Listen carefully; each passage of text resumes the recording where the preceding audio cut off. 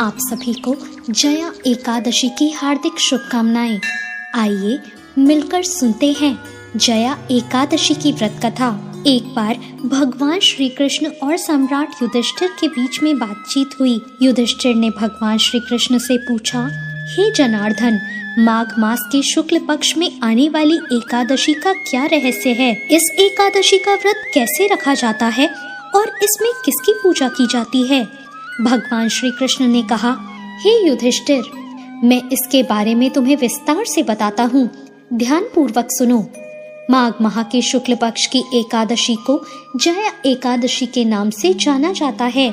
ये शुभ तिथि सभी पापों का नाश करने वाली है और मोक्ष भी प्रदान करने वाली है। जो कोई भी इसका पालन करता है उसे प्रेतलोक नहीं भोगना पड़ता, इसलिए इस एकादशी का व्रत अवश्य ही रखना चाहिए।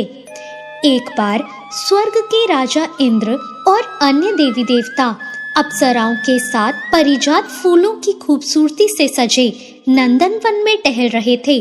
50 करोड़ गंधर्वों के राजा इंद्र ने मनोरंजन के लिए वन में नृत्य कार्यक्रम का आयोजन कर रखा था।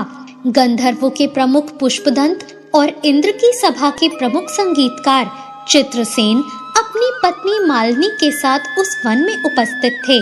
पुष्पदंत की पुत्री पुष्पवंती थी और चित्रसेन और मलानी के पुत्र माल्यवान थे। उन्होंने भी राजा इंद्र को प्रसन्न करने के लिए नृत्य में भाग लिया था।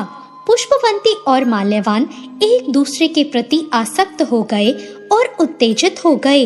वे माया में लीन हो गए और अपने प्रदर्शन पर ध्यान केंद्रित नहीं कर पाए।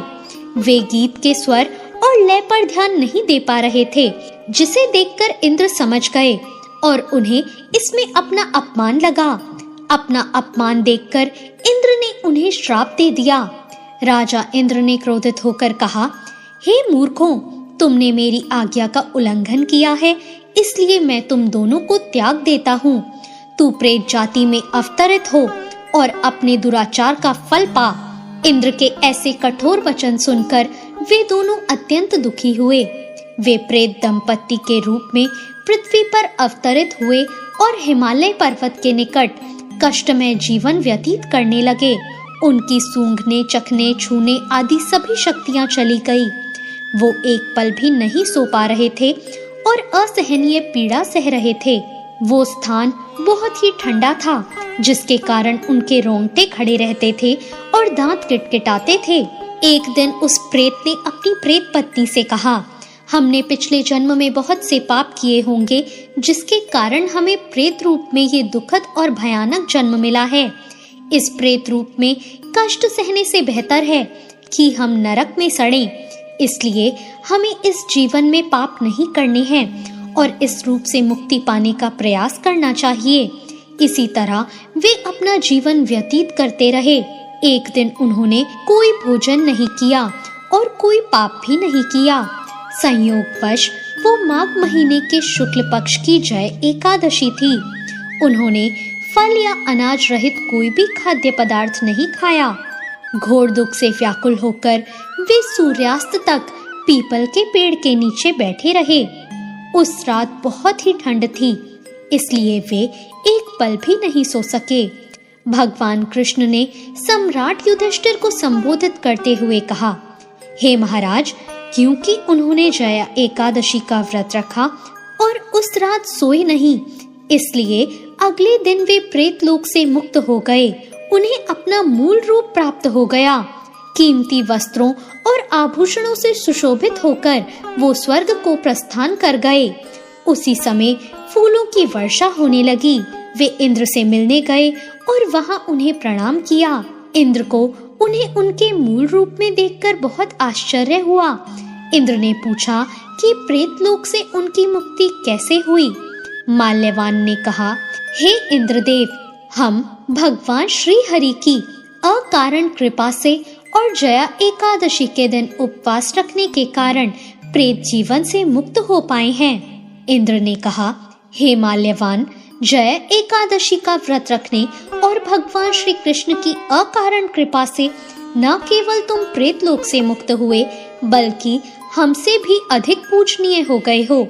जो कोई भी भगवान श्री हरि की शरण लेता है और एकादशी का व्रत रखता है वो पूजनीय है। तुम दोनों की जय हो। भगवान कृष्ण ने युधिष्ठिर से कहा, हे महाराज, जय एकादशी ब्रह्म हत्या के अपराध से भी मुक्ति दिलाती है।